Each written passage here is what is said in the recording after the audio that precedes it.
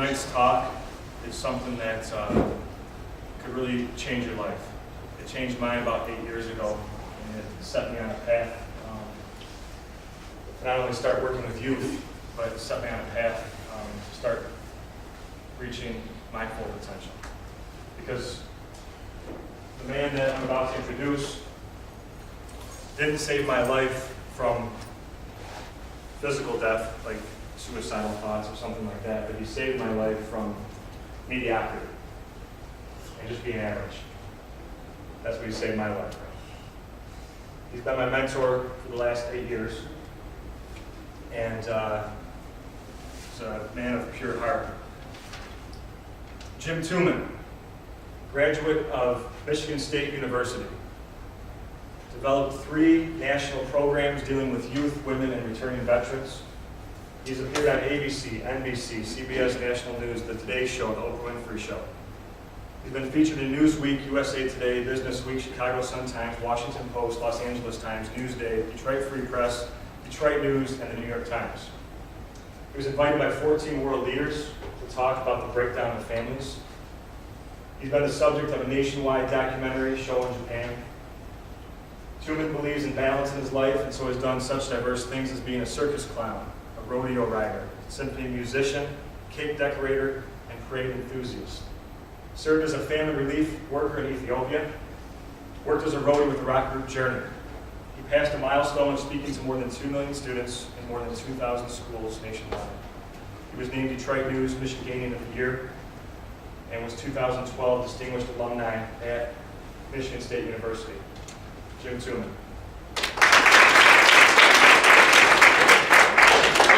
Who's the most important person you know? Who's the most important person you know? Who's the most important person you know? Who's the most important person you know? Outside of your relationship with the Lord, who's the most important person you knew? Why was that so difficult tonight to say that some of you were the most important person that you knew? Virtually every one of you in this room tonight can influence thousands of people in your life. What are you going to be able to give to somebody if you don't feel good enough about yourself to believe that you are important? I was coming back from Chicago after being on the road for 5 straight days, working at this level of intensity to groups of 1,000 or more. And I just wanted some peace and quiet. I just wanted to be alone. My voice was shot. Most of the time, I used to work without a mic, so I could barely talk above a whisper. I found this restaurant 2:30, 3 o'clock in the afternoon. All the lunchtime crowd had gone. Walked down to the last seat of the counter, wanted to tune out the world. Didn't want to talk to one single person. And I'm sitting there, reading a newspaper. And I glance out of the corner of my eye, and a guy walks in. He could have picked any seat at the counter. They were all empty. Instead, he walks down and sits down right next to me and starts talking. Well, you know how somebody, when they invade your space, you get uncomfortable? That's what I felt that day. But I kept on reading the paper and he kept on talking. And you know, everyone, how sometimes a word or a gesture catches you. That's what happened with this guy. Turned out he was 36 years old. He had built a small business in Northern California, computer business, into a multi-million-dollar business. 4 weeks before he met me, he walked into his doctor's office for a routine annual company physical.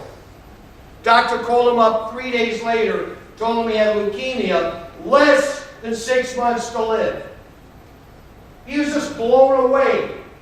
He had all the stuff he could possibly want. He showed me pictures. Had a beautiful home on the side of the mountain in Carmel, California, overlooking the Pacific Ocean. Had the cars, the boats, everything. Now he didn't have the time to be able to enjoy any of these things. And he did something that was incredibly courageous to me. He decided what he was going to do was he was going to sell every single thing he owned. Everything. And in the remaining time he had left, he was just going to go around the country, just seeing things he never got a chance to see, working 16, 18-hour days, certainly talking to people like me you never got a chance to talk to. And I was so moved and so touched by this guy that I actually, everyone, found myself walking out to my car, sitting behind the steering wheel. I found myself crying. In 1 hour's time, this man had influenced me more than people who have been in my life for 30 years. Every one of you tonight has that same opportunity. Again, what are you going to be able to give to somebody if you don't feel good enough about yourself to give them something? The unfortunate thing, and you're looking at somebody who's truly guilty of this, is that sometimes we are so busy allowing other people to dictate how we should feel about ourselves that we can't see our own value. Let me show you something. What's your first name? Ella. Ella, let's assume, Ella, that everyone here tonight, and everyone in your school, Ella, that we all got together and we decided that you were absolutely the ugliest person that we had ever seen in our entire lives. And wherever people went behind you, they went and they whispered, "Wow, there goes Ella, she is so ugly." And it kept on, people kept on whispering, and it kept on growing. And even when you went home, your parents locked you in the bedroom for 2 hours because you're so incredibly ugly. I'm watching you get real red-faced, Ella. Truthfully. Get real red-faced. Get real uncomfortable. Tell me the truth. How do you feel if enough people tell you you're ugly? Upset. Actually, you picked on Ella. Ella's attractive, so Ella, let's take the complete opposite side. Let's assume we all got together and said, "Wow, Ella's a great friend. She's always there when I need her. She always seems to understand. She always seems to care." How do you feel if enough people tell you you're great? Happy. What have we done to Ella in the span of 30 seconds? We've taken her from feeling upset about herself to feeling happier about herself just because all of you guys have decided that's how she should feel. And you buy into it. You allow it to happen. I spent so much of my early time in life keeping people away. Don't get too close to me. Maybe you'll find out that I'm weak. Don't get too close to me. Maybe you'll find out that I'm insecure. Don't get too close to me. Maybe you'll find out that I'm afraid. I spend so much of my time keeping people away when the very thing I want to do is let them in. But see, in my family, love was based on performance. So the more I performed, the greater the love. And there was always that fear one day, what happens if I don't perform? Will there really be any love? So I was never sure what was ever important to me. I was so confused all the time and so afraid, waiting for that axe hanging over my head to come down one day. So I was never able to figure out what had any value to me. Let me show you something. It's Christmas morning, and you could pick any car in the world sitting in your driveway with a big bow around it. What kind of car would you want? Bugatti. Tell me what color you want the Bugatti. Black, okay? Same question. Christmas morning, any car that you dreamt about in your whole life, sitting out in that driveway, what kind of car would you want? A yellow Lamborghini. Okay, great. Let's assume, guys, that you actually own these cars. Okay? And you've driven them here tonight. And you park right next to each other in the parking lot. And the weather's starting to turn a little bit, so you've taken a lot of extra time, and you've polished up the cars, and you love these cars. They're the best thing you own. And at the end of the evening here, when we're done, you can pick somebody, and you want to take off in these cars. And again, absolute best thing that you have in the world. And both cars are sitting right next to each other in the parking lot. So let's take it one step further. Let's assume I'm driving through the parking lot with this enormous crane, with a wrecking ball on the crane. And I get to your Bugatti, maybe 150,000 these days. And I take the wrecking ball and I swing it back and I go, wham! Rip off the entire front end of the Bugatti, drop it on the top of that car. Parts are scattered all over the parking lot. Move over to your Lamborghini, probably 200,000. Take the wrecking ball and I swing it back and I go wham, wham, wham, like a riveter. So if there's a back of that Lamborghini, it's now the front of the Lamborghini. There's no insurance on these cars, guys. None whatsoever. You got 41 months of payments left. In the case of both of you, probably $3,000 to $5,000 a month. You guys are looking at each other and you're surely glaring back at me. I'm going to get into my car, and as I pass both of you coming out of the parking lot, I'm going to smile and wave to you guys pulling out of that parking lot.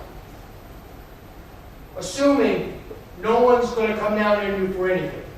There's no right or wrong, no conscience issues, 100% clean slate. You're going to walk away without even a remote situation that anyone's going to come back down on you. What would you want to do to me physically before I got out of that parking lot? Truthfully. How would you want to hurt me? Punch me. Any more? No, I'm going to ask him in a minute. Any more? Okay. Same question. No repercussions. Conscience-wise, forget it. What would you want to do to me physically before I got out of that parking lot? Truthfully. He's going to punch me in the face. You want to be more original? Go ahead.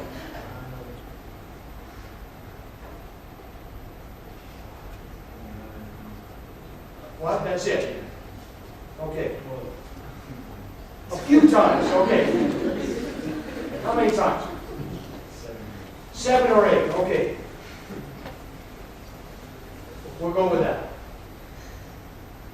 I want the two of you, I want everybody else who came here tonight, I want you to stop and think about this. Guys, if these cars were the only reason you had friends, if these cars were the only reason people liked you for, if these cars were the only image that everybody else in the world saw you through, guess what? I have actually just destroyed both of you. Your history, you are no more. So here's the deal. If you don't feel good from the inside, if you need the stuff in your lives to make you feel good about yourself, someone at some point in your life can take it all away. Just that simple. Just that simple. This point, by the way, for me personally, never came home clear to me. And many years ago, I got a chance to work in the earthquake area outside of Naples, Italy. Now, most of you in your lifetimes, you have witnessed natural disasters, tsunamis, hurricanes, tornadoes, and the list goes on. But nothing could have prepared me for what I saw outside of Naples. For 100 square miles, lives, houses, property gone in 38 seconds. 38 seconds. Imagine you left your house tonight for whatever reason. You decided to look back. Maybe you forgot something on the kitchen table. Maybe something in the driveway caught your eye. Imagine coming back tonight in the next hour or two when nothing that you have tonight is still standing. And that's what these people felt like. And I used to do what's called community organizing, where I would work with groups of 6 or 8 people, and I would try to get them to figure out how they were going to rebuild their village.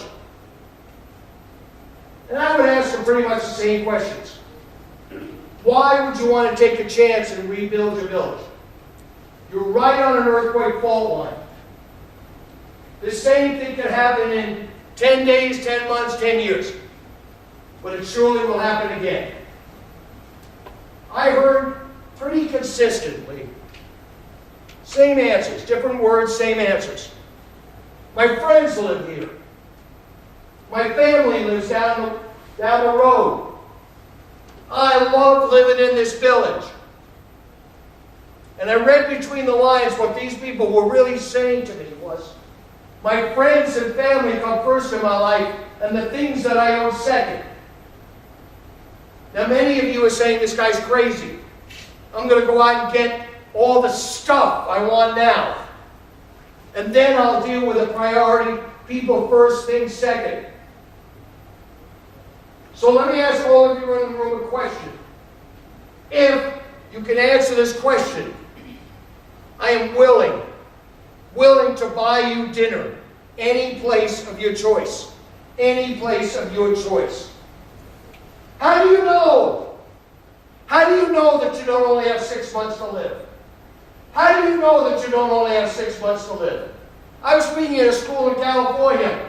A 14-year-old girl who was supposed to have been at that program was killed the night before coming back from a basketball game in the fog. I spoke out at Romulus High School. Captain of the football team walked into school one day. 2 friends were fighting with another guy. He went to break up that fight. Somebody put a knife into his gut, and he died on the way to the hospital. I am sure those 2 people did not get up that morning and say, this is the last day of the rest of my life. I'm sure those 2 people did not get up that morning and say, this is the last day of the rest of my life. There are no guarantees. No guarantees. Raise your hand in the room if you've been to a funeral in the last year.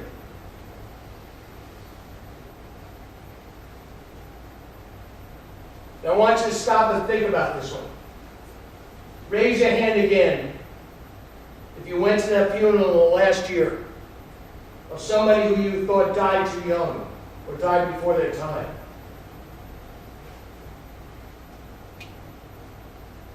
You know, it's devastating for all of us here tonight, especially me.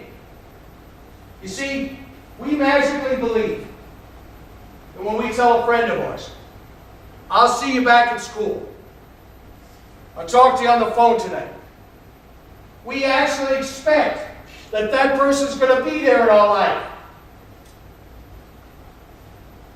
And when someone in our life breaks the chain, we all realize we're only on borrowed time, guys. Only on borrowed time.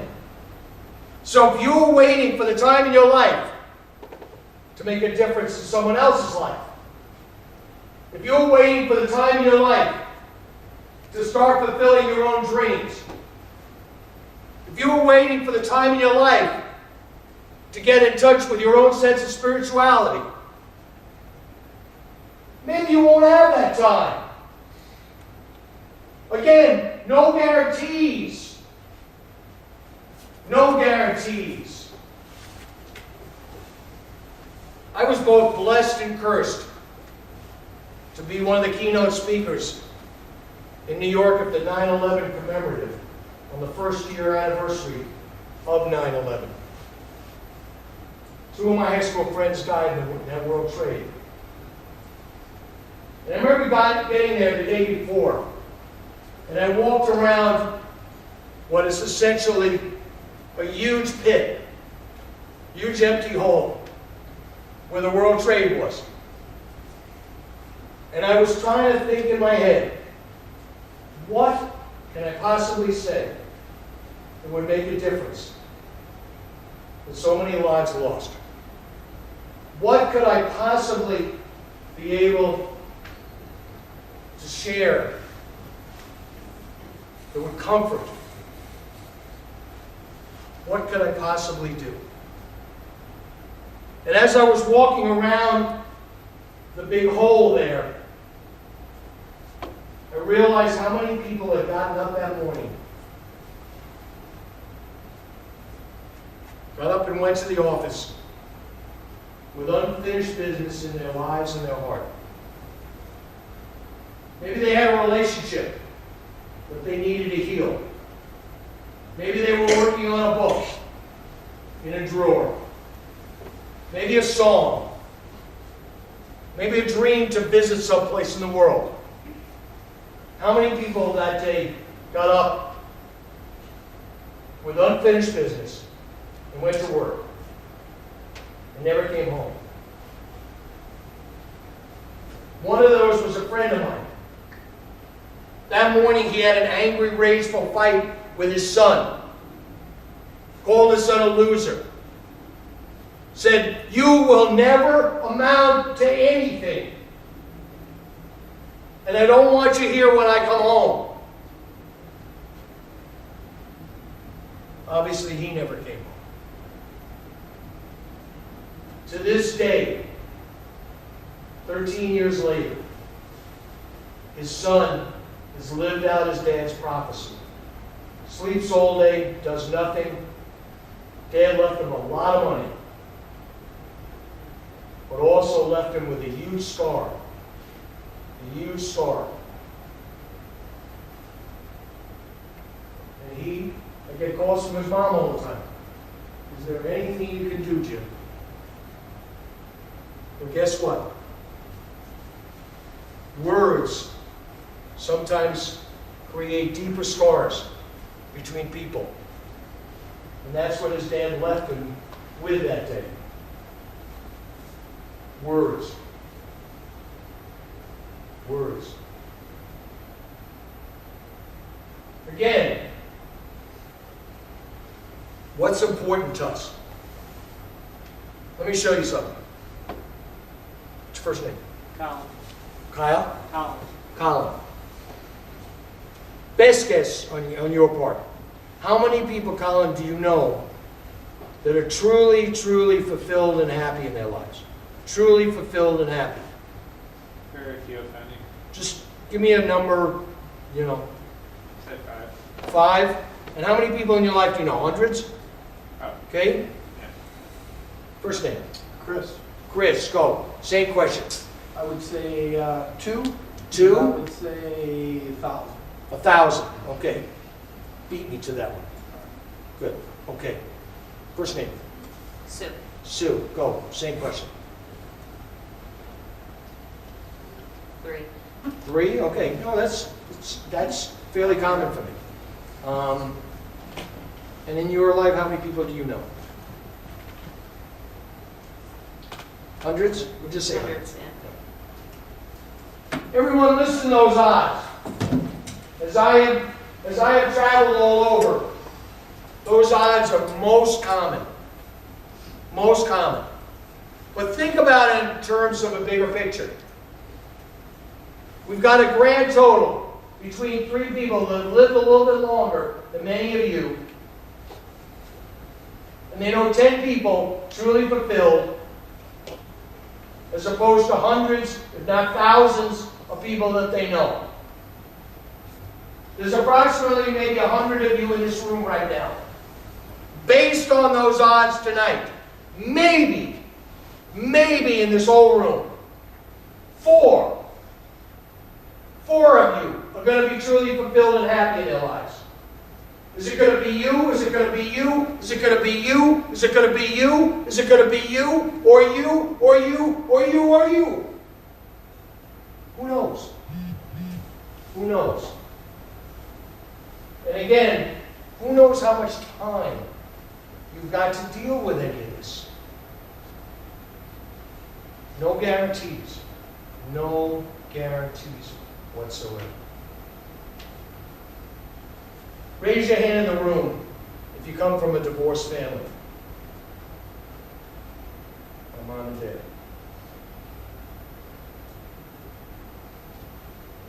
I want you to stop and think a minute.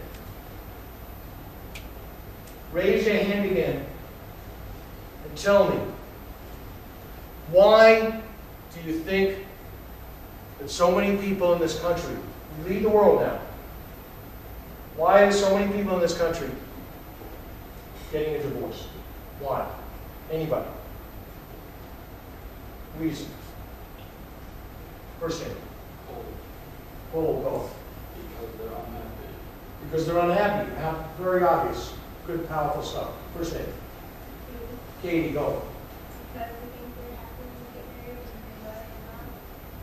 Change after, they get to know someone. First name. Caroline. Lack of communication. Bottom line stuff. Powerful things. Anybody else? Why do you think we lead the world in divorce now? Yes. Because it's easy. What? It's easy. It's easy. Absolutely, it's easy. Anyone else? First name. Mackenzie. Go. Financial issues. Financial issues. I want all of you to listen to this tonight. I wish, outside of Chris, I wish that some of the people who make decisions for your lives could be a fly on the wall tonight. To listen to some of the wisdom that you really understand, that people don't believe that you understand. So my feeling about this is never let anyone squelch your voice. Anyone else? Why do you think there's so many divorces in this country today? We lead the world in divorce. Anybody?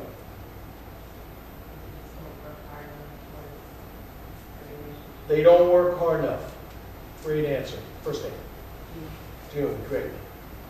Anybody else? Why? Because at some point in your life, if you listen to people and listen to some of these reasons, maybe it won't really affect you because you knew up front.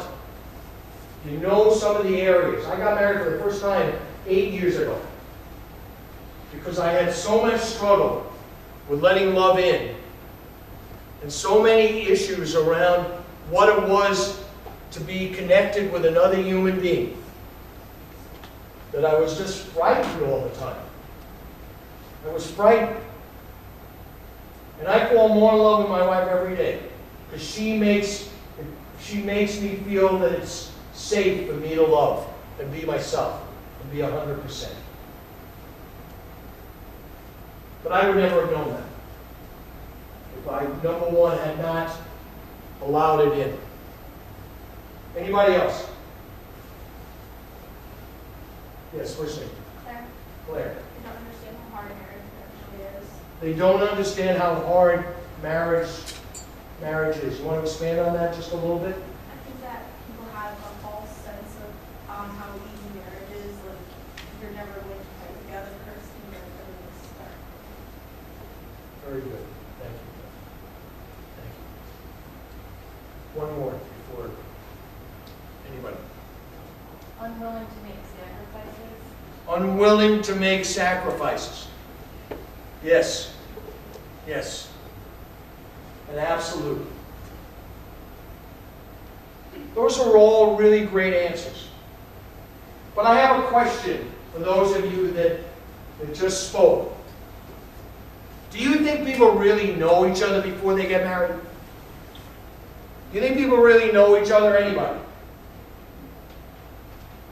What do we do when we meet somebody? We try to impress them. We try to tell them the best of who we are. People fall in love on the basis of that impression. They get married on the basis of that impression. And then they wake up one day and a completely different person has emerged. I have a friend of mine in Detroit who's a divorce court judge. He says the biggest reason that people have for being in his courtroom is that the other person changed. The other person didn't change, guys. We're all in there in the first place. Sometimes we're too busy wearing the mask. Too busy wearing the mask. Let me show you something. Kev, you got that introduction sheet? Here, can I have that, please?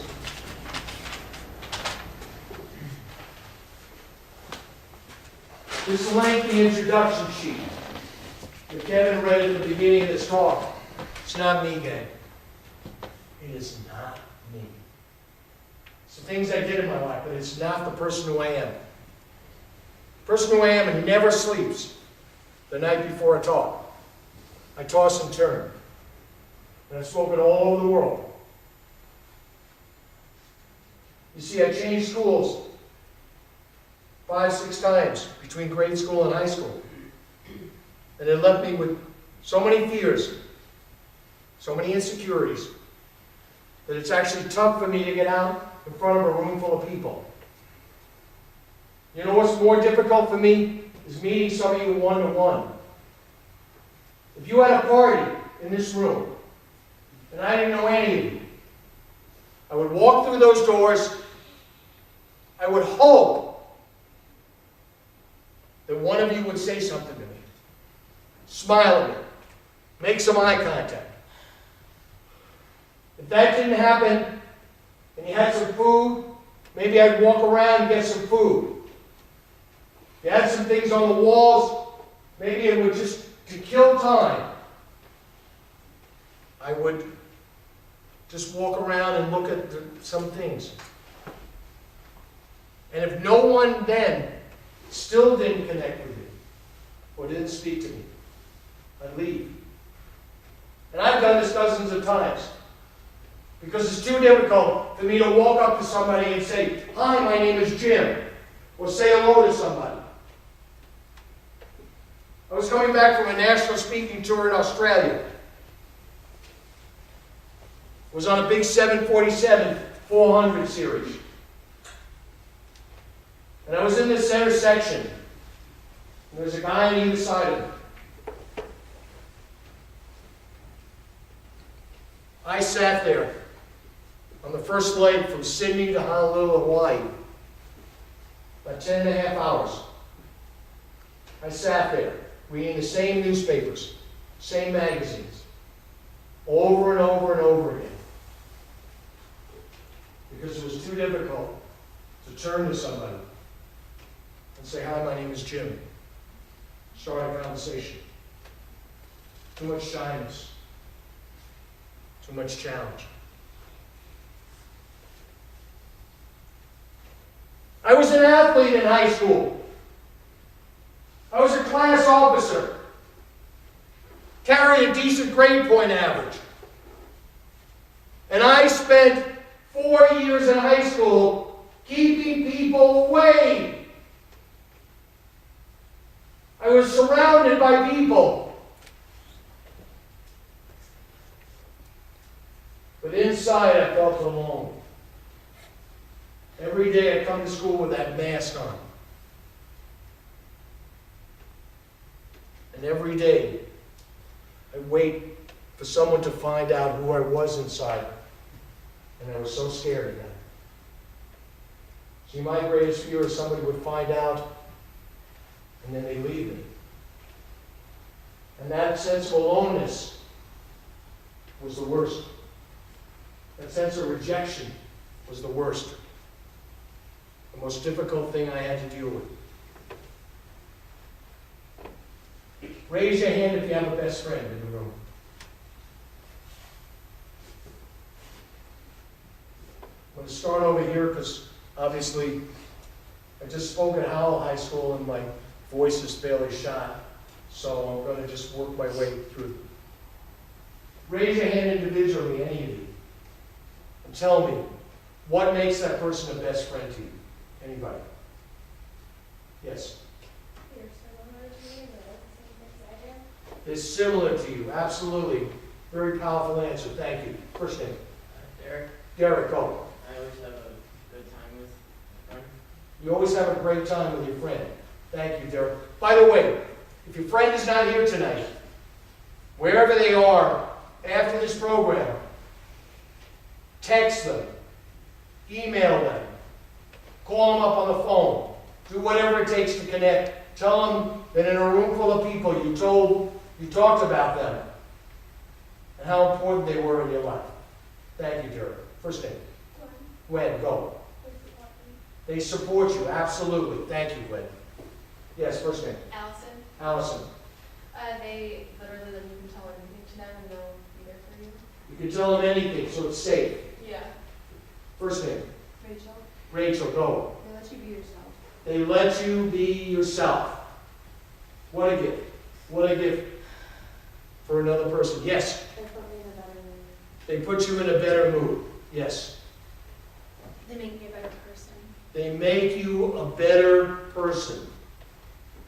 Powerful stuff here tonight. Yes. They, like, you can be yourself and they won't, like, judge you or ridicule you because of it. They won't judge you or ridicule you because of it.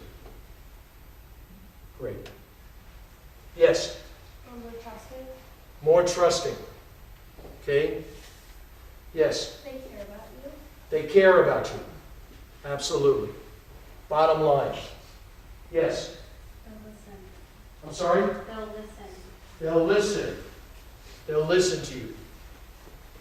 One more. Anybody? What makes that person a best friend to you? Those of you that just spoke, why didn't you mention the grades that person had? Sports they played. Cars they drove. Money that they did or didn't have. Anybody? Anyone?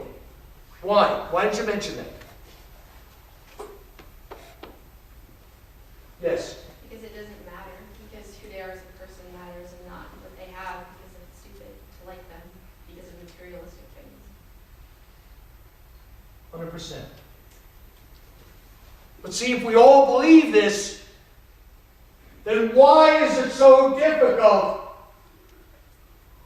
for us to act it out every day? If we know it in our heart and we know it in our gut, then why do we still go back to the same concepts? Let me show you something. You're killed tonight on the way home in an automobile accident. And we're having a memorial service in this room for you. Do you want people to only remember you for the Bugatti? Only remember you for the Bugatti. Thank you. How do you want people to remember you? For who you are. Great stuff. You're killed tonight on the way home in an automobile accident. We're having a memorial service here for you. Want people to only remember you for the Lamborghini? No. How do you want people to remember you?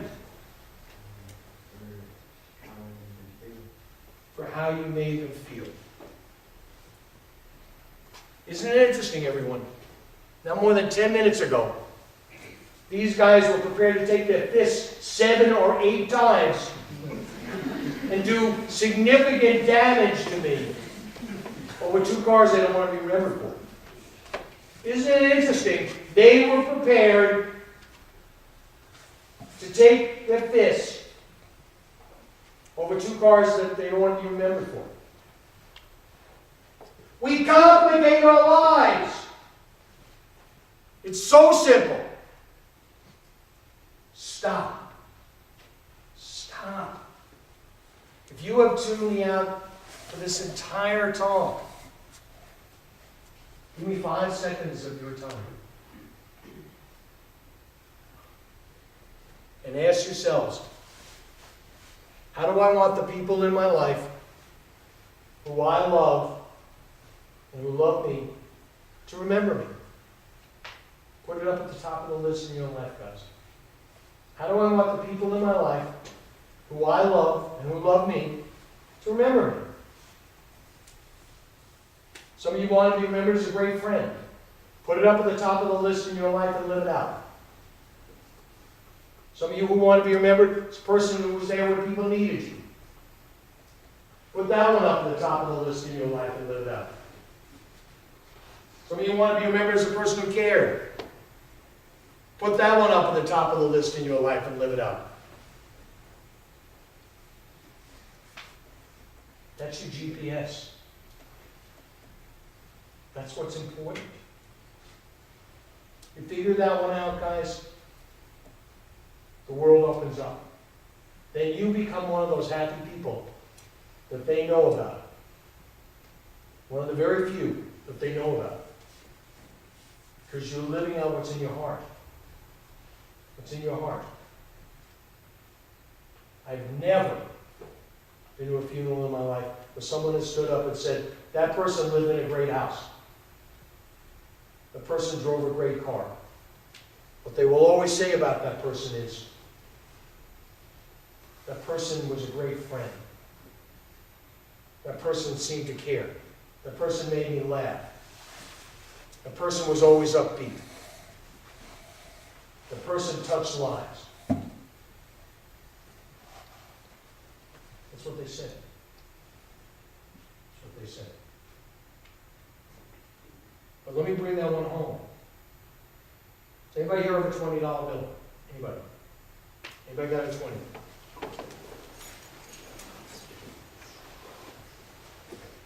Got a 20? Good, okay. No, I'm looking for a 20. My son has one right there. Jim, go ahead. Oh, you have one? Yeah. Okay, stand up for a second. Let me get into it. So I can do this. All right, open that up for me. Now, you tear it in half, please. Tear it, yes, please.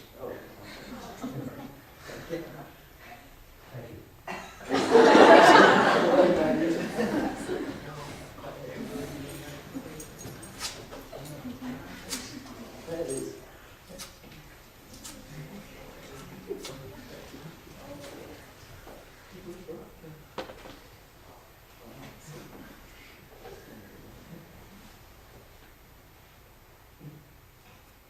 You know, everyone, I know people that have compromised their entire lives for this.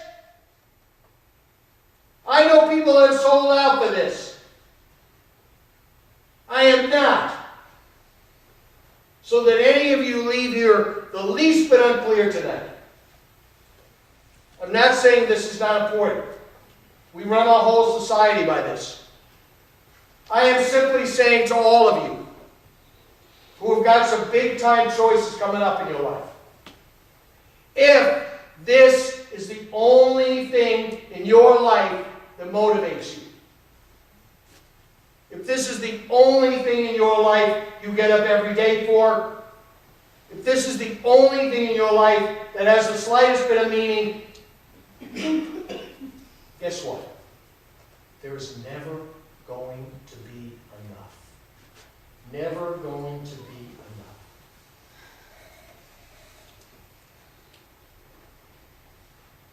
I grew up in a macho family, New York City street kid. Ever since I was probably 7 or 8 years old, I was always told it was weak, it was wrong, it was unmanly to share my feelings. And never once in my life, growing up, did I ever tell my mother or my father or my brother, never once, that I love them.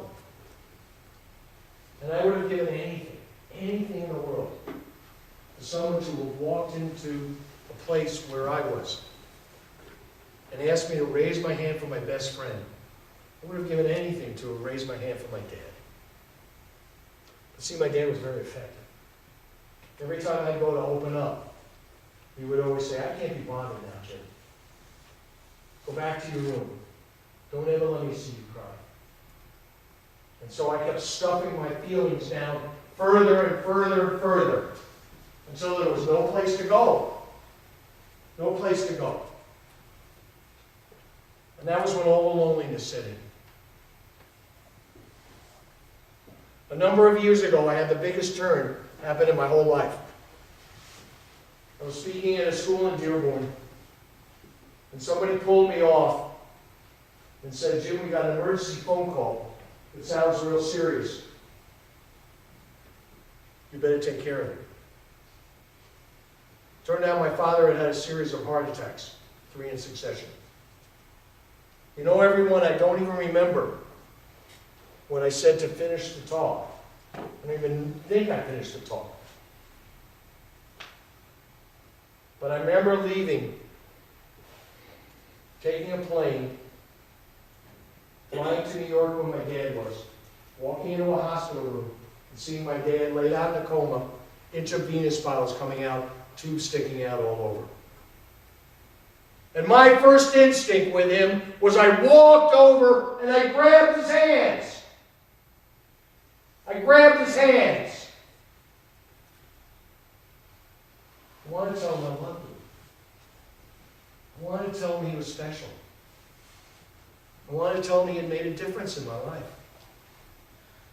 I couldn't do it. Couldn't do it. See, all the old tapes kept playing in my head. It's not safe. It's not safe. It's going to hurt you in some way. It's going to put you down. Instead, I said to him, when he'd open up his eyes and move in and out of a coma, I said, Dad, do you need anything? Do you want a drink of water? You want me to get the nurse? In my heart, in my gut, his life was hanging by a thread. I still couldn't find it.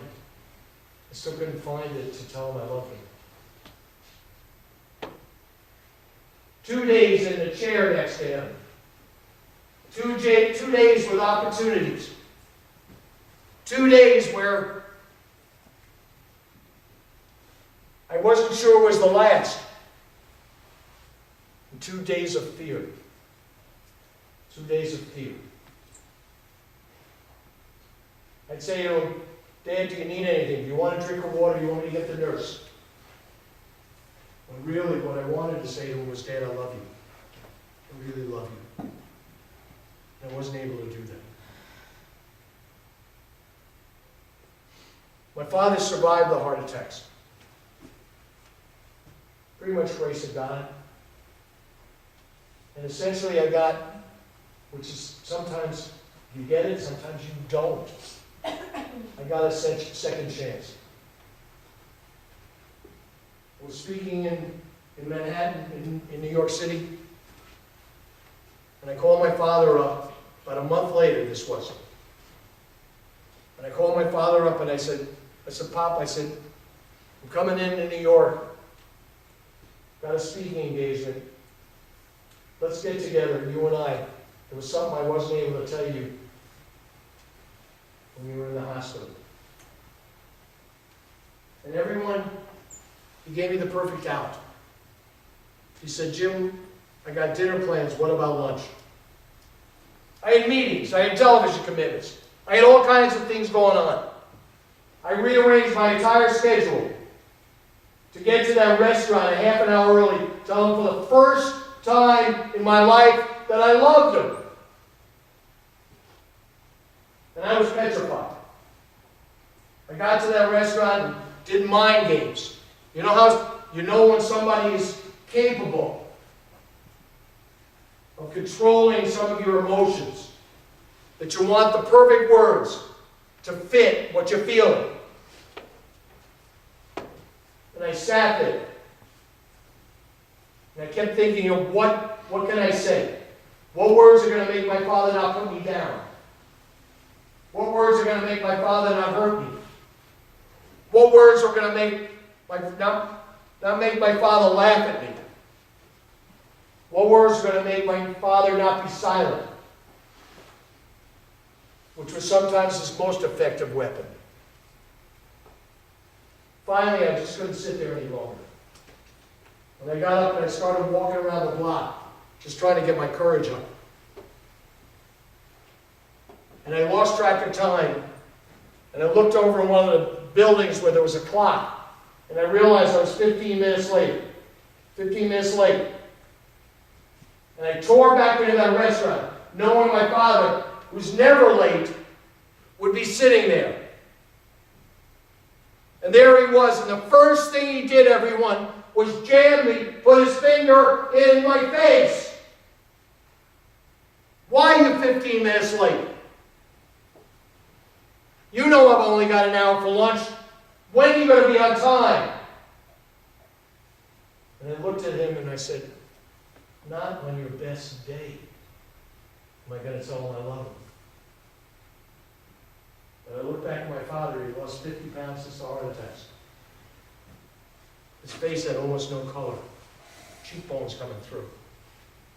I knew, for me, there wasn't going to be a third opportunity. And I reached across the table and I grabbed his hands. It seemed to comfort me, and I pulled his hands back. And I said, Dad, thanks for waiting up till 2 o'clock in the morning when I didn't show up all night. Thanks for standing by me when I tore the cartilage in my knee, couldn't finish the last 3 football games. And a ton of guys came down on my back. Thanks for bailing me out, Dad. I really love you. And as I said, I really love you, put my head down. Because I didn't want to see his reaction. That's how nervous I was. When I raised my head, everyone, it was the last reaction in the world I could have ever imagined. For the first time in my life,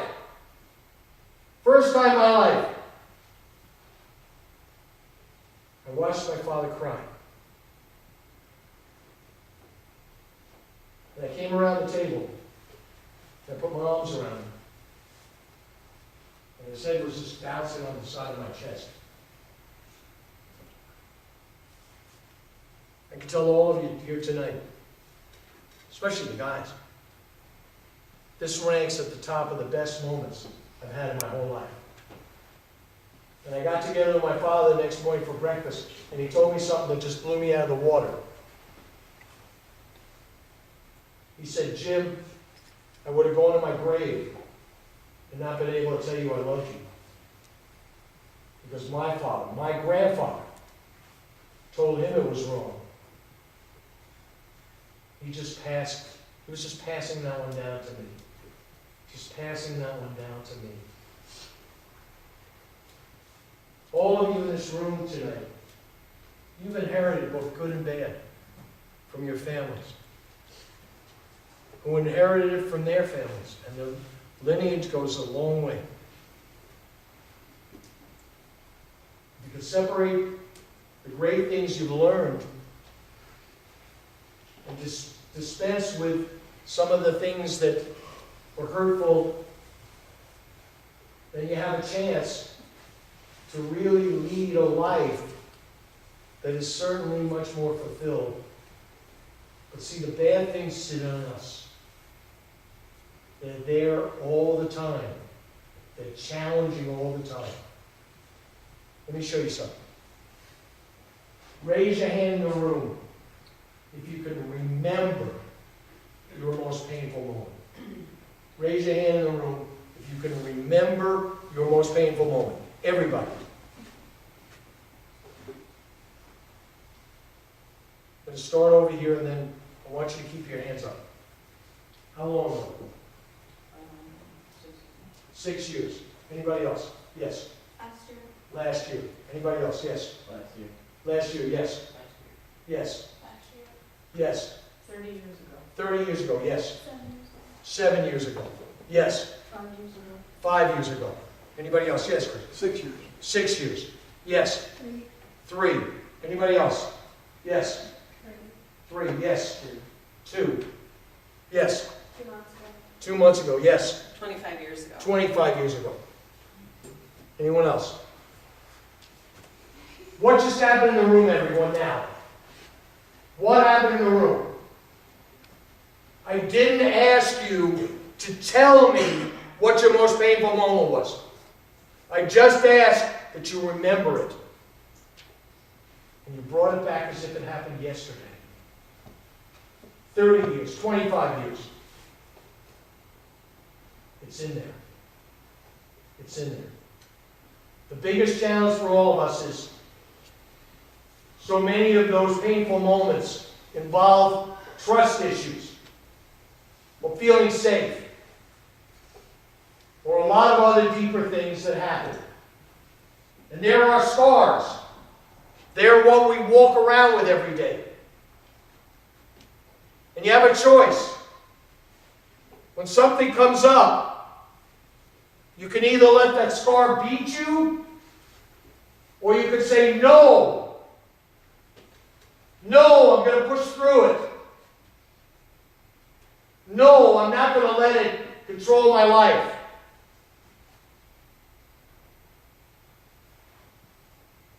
But it's in there. And don't for a minute believe that just because we don't think about it every minute, it doesn't in some way affect us or control us.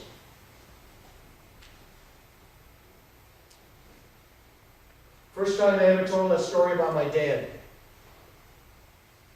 A girl was moved in a big audience to get up to call her father, who was in Crittenden Hospital, tell him for the first time that she loved him. And her father, who had waited so long to hear her say that, said, "Come on over, I need to be with you." She ran over. It was probably, I don't know, morning program, probably 10 or 11 o'clock in the morning. And her and her father just sat with each other all day, just unloading feelings that were stuck inside of them. And they went back and forth. It was 2 hours past visiting time. And her father looked at her and said, "You've been here all day. You look really tired. Go home." She said, "I'm not going home, Dad." She said, "I need to be here with you. This is the closest we've ever been." He said, "Don't be silly. This is the beginning for us." He said, "We'll have so many wonderful times like this now that we've broken through this." She said, "I'm not leaving, Dad." He said, "Make an old man happy and go home." Reluctantly, everyone, she went home. At 7:30 the next morning, her father died on the operating table. And I got a call from her the first day of grief to thank me. To thank me for giving her the courage to tell her father how much she cared. And the words were so powerful that before I leave to go out of town, or come here tonight, I always hit on my bulletin board those words. She said, "We had a lot of time together, Jimmy, and yet we had no time together." I spoke in the UP. A young girl wasn't so lucky. She waited till after school to tell her father how much she cared. She raced home. There was an EMS truck in the driveway. Her father, who had been cleaning out the garage, had dropped dead of a heart attack at 38 years old. 38 years old! And I got a call from her the first day of grief. And she said, "Jim, I know you get a chance to talk to thousands of people. Tell them not to wait. Tell them I waited a half an hour too long." There are many people in this room tonight. You have friends in your life, family that may not be here, friends that may be here, important people in your life that you've never told them how important they are and how much you love them and how much you care. I hope when you leave tonight that you will find a way to let them know how special they are. How special they are. See, it's always been my theory that there is no guarantee that the person that you love is going to make it home tonight. We have no guarantees.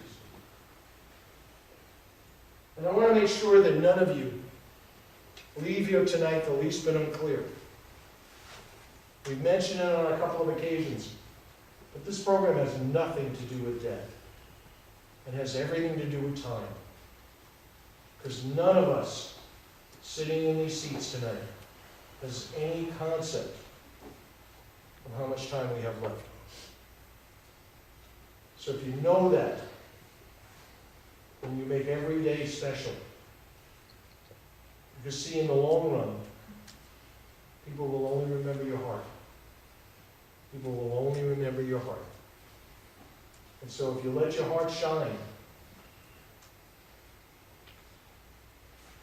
that's the gift that you give to everybody around you, everyone around you. Unless you don't believe that one of you here tonight can change lives, unless you don't believe that, well, who am I? What have I got to offer? Tell you a story of an 18-year-old girl that changed my life. 7 years ago. 7 years ago. I went into the Red Robin in Madison Heights on John R. And I sat down and the waitress comes over and she says, "What would you like to drink?" And I said, "I'll have a Diet Coke." And she said, "Oh, I'm so sorry, sir, we only have Pepsi products." And I said, "Well, I really wanted a Diet Coke, but water would be great." She kind of looked at me and she says, "Do you really want a Diet Coke?" And I said, "Yeah, that would be great, but I understand." She says, "Well, let me see what I can do to make that happen." And I looked at her and thought to myself, what are you talking about? She said to me, she said, "There's a 7-Eleven across the street. I'll run over and get a Diet Coke for you." Well, I eat out all over the world, and it's the first time this has ever happened to me. I got up, gave her a hug, and I said, "Listen, the fact that you even asked about this is so great." About 10 minutes later, it was a humid day in June. She comes running back in the restaurant, and on her tray are 2 Diet Cokes. Well, I did all the obligatory things, everyone. Gave her a big tip, told her manager, maybe even called the corporate office. But I left that day and I thought, if she at 18 years old can go the extra mile, then I can get up every single day of my life.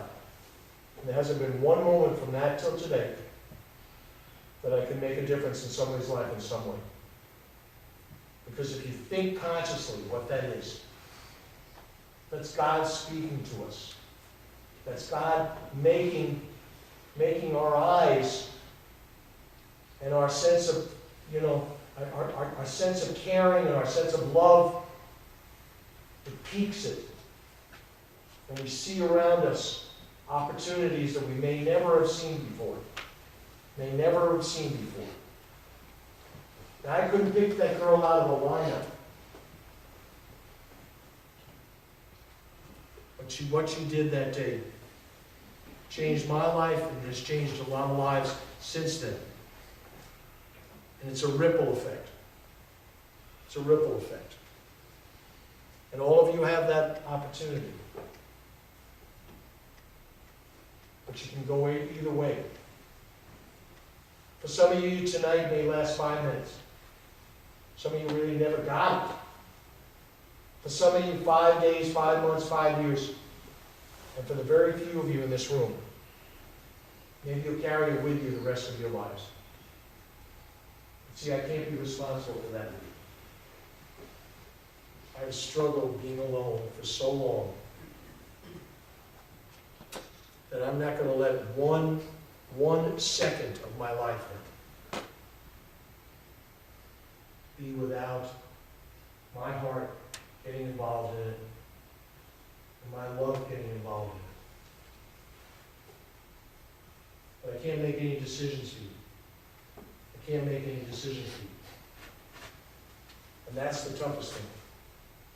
I was speaking at a school in Florida, and a young boy comes up to me afterwards and gives me a hug and says, "You know, Jim, I want to share something with you, and I'm going to leave it with you." So I put it in my pocket. Wasn't thinking anything of it. And I'm driving back to the hotel, and I reach into my pocket while I'm driving, and I wanted to get something out of my pocket, and out fell this piece of paper. And I just grabbed it and read maybe a sentence of it. And it forced me to pull over on the service drive and start to read it, and I read it over and over and over again. This boy somehow captured all of what I'm trying to give you tonight. All of what I'm trying to give you tonight. Called friendly pain. A good friend gets an exceptional friend. Someone to talk to, laugh with, confide in, to smile. What a great smile. Right. Grade school, junior high, high school, best times of your life, most say, so far they're right. Lucky I was to have such a great friend. So many smiles, and the laughter. The plans we made, into college, I stayed home. When we can, we'll get together, drink some beer, laugh, smile, and offer honest advice. Now we can't, for he fell asleep behind the wheel. Oh, the pain in my stomach like a burning flame. It can't be true, we never said goodbye.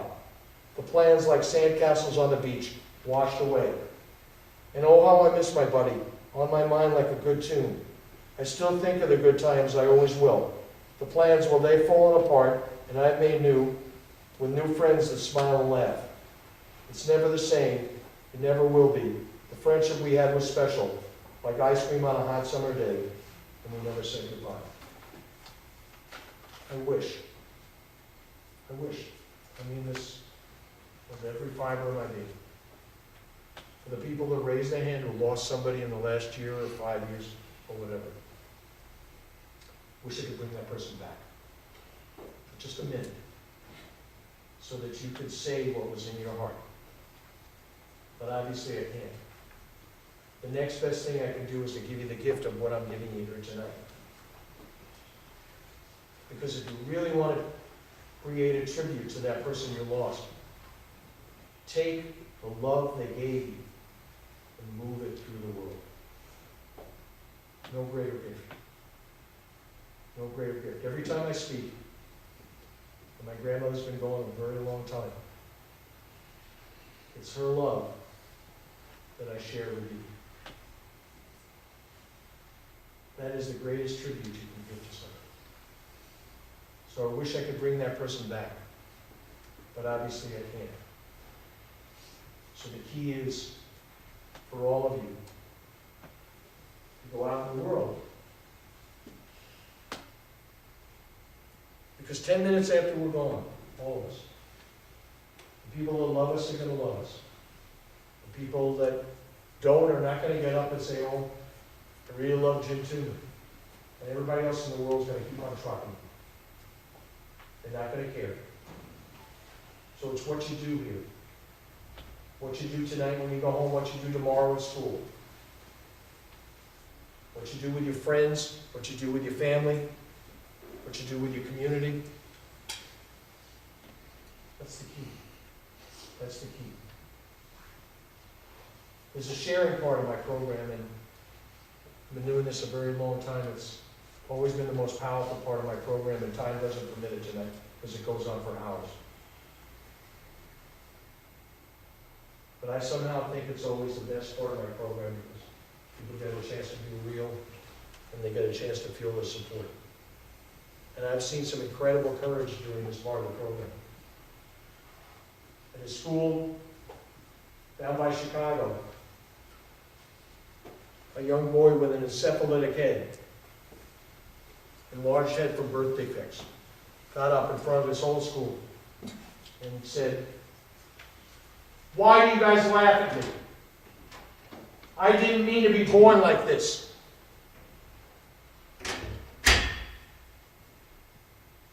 He said, "I need friends. Please be my friend. I didn't mean this to happen. But you seem to walk away from me. And you don't seem to care about me." He said, "Please be my friend." And when he got through speaking, 50 people came out of their seats and crowded around him and said, "If we can, we'll never let you feel lonely again."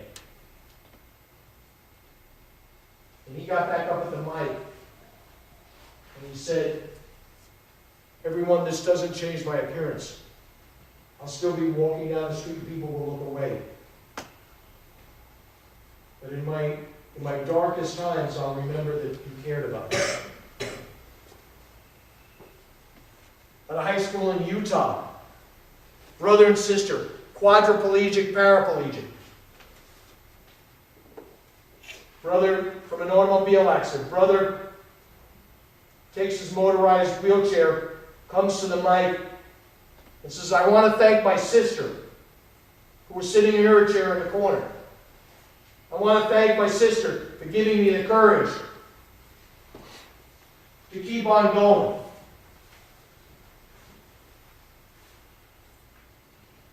And his sister comes out with her chair. And they reach across their chairs and they just hold on to each other. Everyone that day got up on their feet and gave them a standing ovation. They had never seen such courage. Biggest act of courage, bar none, in all my years of speaking. Happened also in a school in Chicago.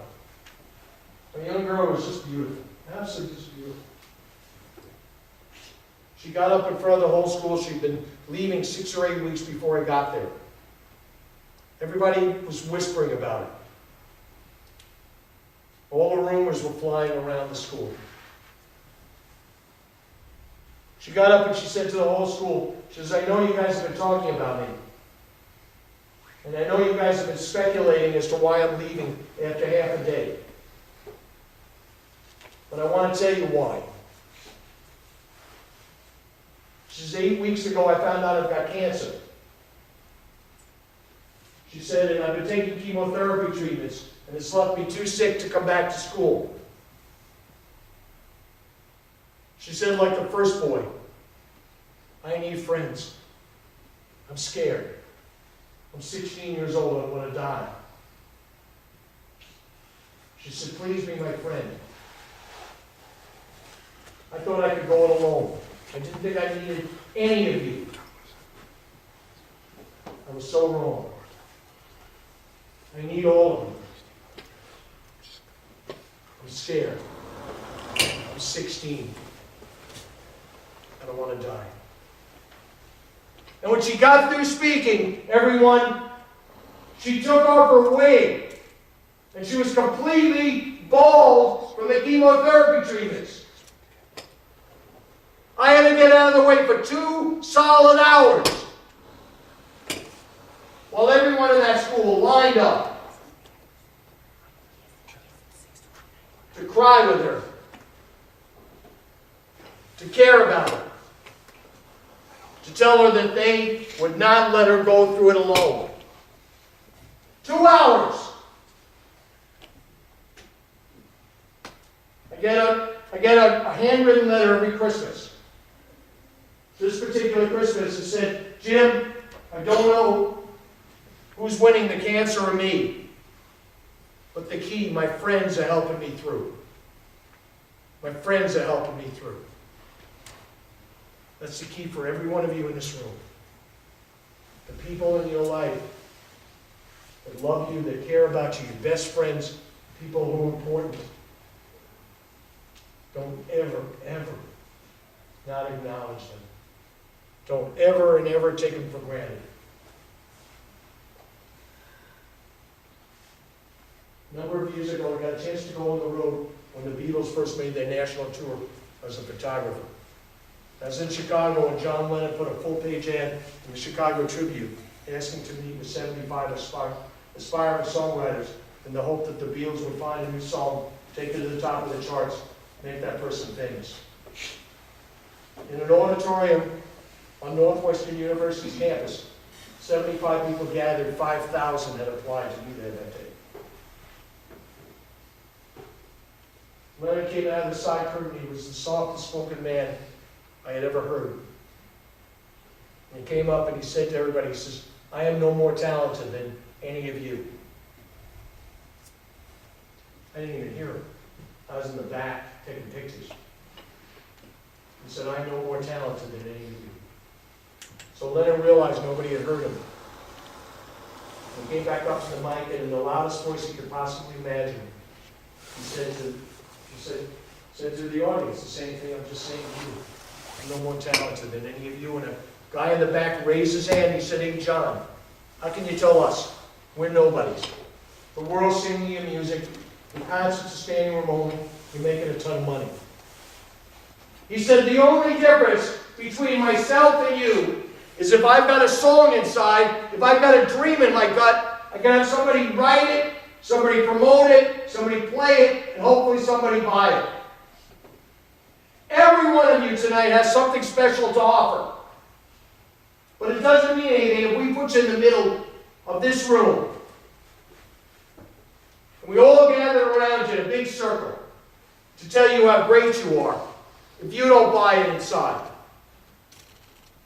It's my hope that one of you, and I live locally in Royal Oak, see me in a mall, see me someplace, come up and say, "Hey Jim, I heard you speak 5, 10, 15 years ago. I want you to know I'm going after my dreams, feeling great about myself, and most of all, I'm giving to a whole lot of people in my life." And I'll walk away with an incredible smile on my face. Every one of you tonight can make something happen in your lives.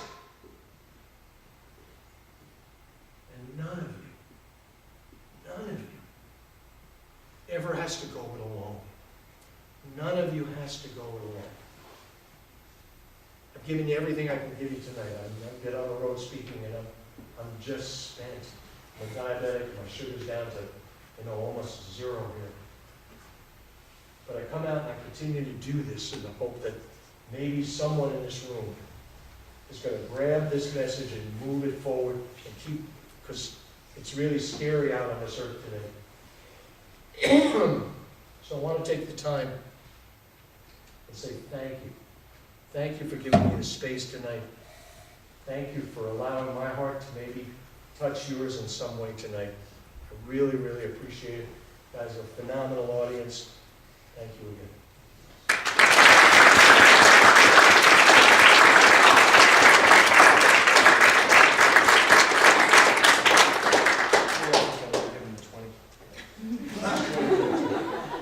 So guys, I know some of you have to get going because your parents have been waiting for you. Thanks for waiting a little bit extra.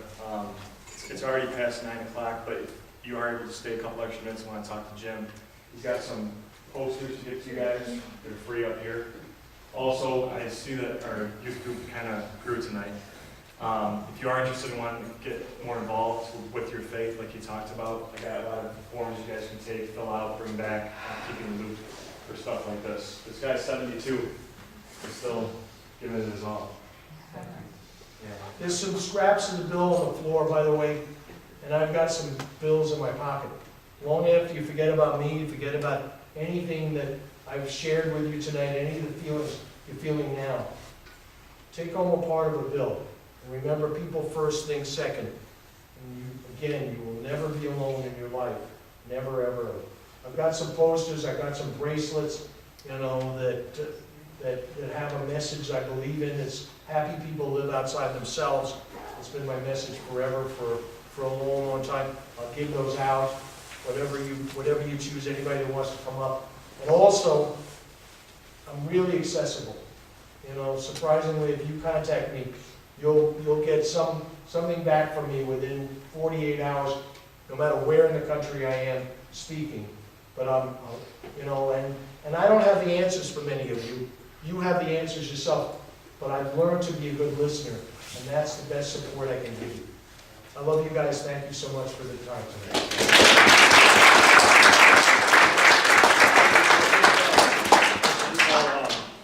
Close in prayer real quick here. In the name of the Father, and the Son, and the Holy Spirit.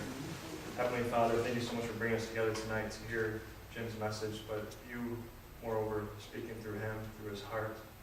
Thank you to all of us that have just really soaked in all these words from you, our Lord, that have just touched us tonight. We ask that we will go out and start to share your love even more than we have been, and start to let the people in our life that matter the most know that we care for them so much. We ask all this in your holy name. Amen.